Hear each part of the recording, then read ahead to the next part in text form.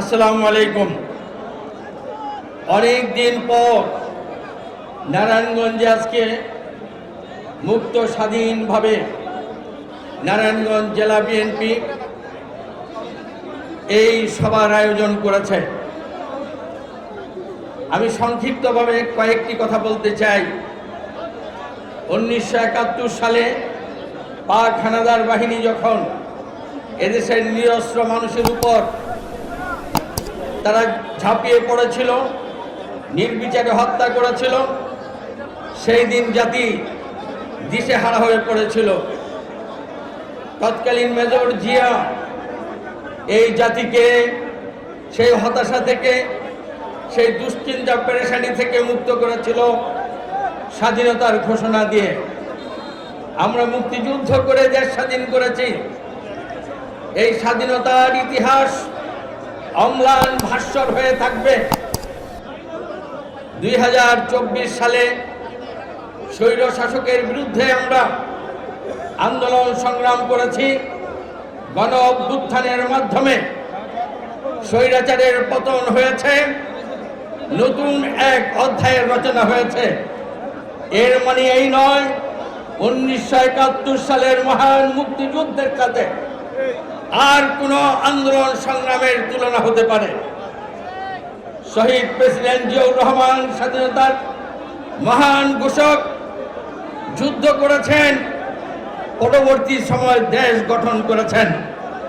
বিএনপিকে প্রতিষ্ঠা করে মানুষের মধ্যে দেশপ্রেম এবং উন্নয়ন অগ্রগতির রাজনীতি দিয়ে গেছেন। সেই বিএনপি আজকে সমগ্র দেশের মধ্যে সবচাইতে জনপ্রিয় এবং সবচাইতে বড় রাজনৈতিক দল। বিগত 16 বছর স্বৈর শাসকের আমলে জনাব তারেক রহমানের নেতৃত্বে দিক নির্দেশনায় আমরা অনেক আন্দোলন সংগ্রাম করেছি। স্বৈরাচারের অনেক নির্যাতন আমরা সহ্য করেছি। অনেক মানুষ রক্ত দিয়েছে, অনেক মানুষ আহত হয়েছে। অনেকে আমরা সেদিন কারাবরণ করেছি। তারপরও আমরা পিছপা হই নাই। অল্প 1 মাসের আন্দোলনে স্বৈরাচারের পতন ঘটে নাই।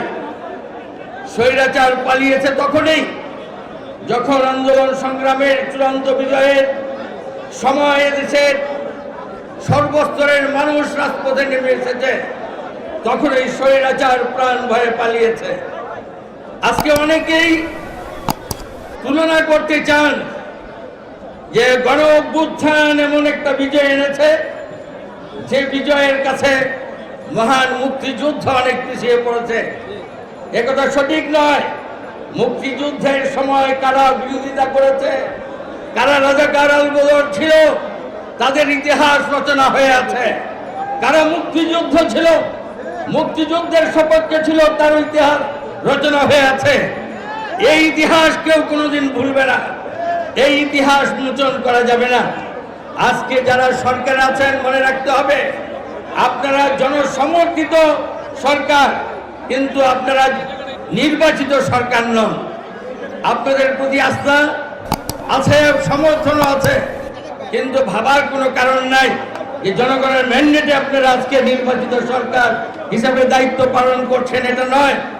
আজকে দেশের মানুষের প্রত্যাশা 16 বছর স্বৈরাচারী শাসন আমলে যারা অন্যায় অত্যাচার করেছে, মানুষকে হত্যা করেছে, লুণ্ঠন করেছে, বিদেশে দেশের সম্পদ অর্থ পাচার করেছে, প্রশাসনে বসে যারা এদেশের মানুষের বিরুদ্ধে কাজ করেছে, তাদেরকে শাস্তির আওতায় আনতে হবে, এটাই মানুষের দাবি। এই শাস্তির মাধ্যমে প্রমাণ হয়ে যাবে আগামী দিন আর কোন স্বৈর শাসকের দোসর হয়ে প্রশাসন কাজ করবে না, রাজনৈতিক নেতা কর্মীরাও কাজ করবে না। কাজেই এই বিচারে হচ্ছে সবচাইতে বড় ইম্পর্টেন্ট। এই বিচার আমরা প্রত্যাশা করি। আরেকটি কথা বলে আমি শেষ করব, কারণ আমাদের শ্রদ্ধেয় নেতা আজকে বক্তব্য রাখবেন এখানে। আরেকটি কথা হচ্ছে যে আপনারা নির্বাচন নিয়ে যে কথা বলছেন, আমাদের নেতা তারেক রহমান বিএনপির পক্ষ থেকে 31 দফা রাষ্ট্র সংস্কারের কর্মসূচি অনেক আগেই দিয়েছে। এই সংস্কার করা হবে পর্যায়ক্রমে। আপনারা সংস্কারের কথা বলে আজকে নির্বাচনকে প্রতিহত করতে চান, প্রলম্বিত করতে চান। এটা করবেন না, জন্য নির্বাচন পরিচালনা করবে সিইসি। সিইসি ভেবে দেখতে হবে তার কাছে কি এত ক্ষমতা আছে যে জাতীয় নির্বাচনের পূর্বে এদেশে বিভিন্ন ইউনিয়ন পরিষদ, পৌরসভা এবং স্থানীয় সরকারের নির্বাচন দেবে। এমন ক্ষমতা তার যদি থাকে দিতে পারে, না হলে মনে রাখতে হবে, এই সিইসিকেও মনে রাখতে হবে, যদি তার কোনো কার্যক্রমের কারণে জাতীয় নির্বাচন ব্যাহত হয় এর দায় দায়িত্ব তাকে নিতে হবে। যেমন স্বৈর শাসকের সময় যারা বেশি বেশি সরকারে তোষামোদী করেছে, অন্যায় অপরাধ করেছে, তাদেরকে আজকে বিচারের সম্মুখীন হতে হচ্ছে, শাস্তির আওতায় আসতে হচ্ছে, তাদেরকে একদিন শাস্তির আওতায় আসতে হবে। তাই বলতে চাই, তত্ত্বাবধায়ক যারা আজকে সরকারে আছেন তারা তাদের শুভবুদ্ধির উদয় হবে। আমরা এটা বিশ্বাস করি, জনগণ অধীর আগ্রহ অপেক্ষা করছে যে তারা এখন ভোট দিয়ে তাদের পছন্দের মানুষ নির্বাচিত করে সরকার কায়েম করবে। আমি সেই আশাই ব্যক্ত করি যে শুভবুদ্ধির উদয় হবে এবং গণতন্ত্র প্রতিষ্ঠার জন্য তারা এগিয়ে আসবে। এই আহ্বান জানিয়ে সবাইকে ধন্যবাদ জানিয়ে আমার বক্তব্য এখানে শেষ করছি। আল্লাহ হাফেজ। বাংলাদেশ জিন্দাবাদ, বাংলাদেশ জাতীয়তাবাদী দল জিন্দাবাদ।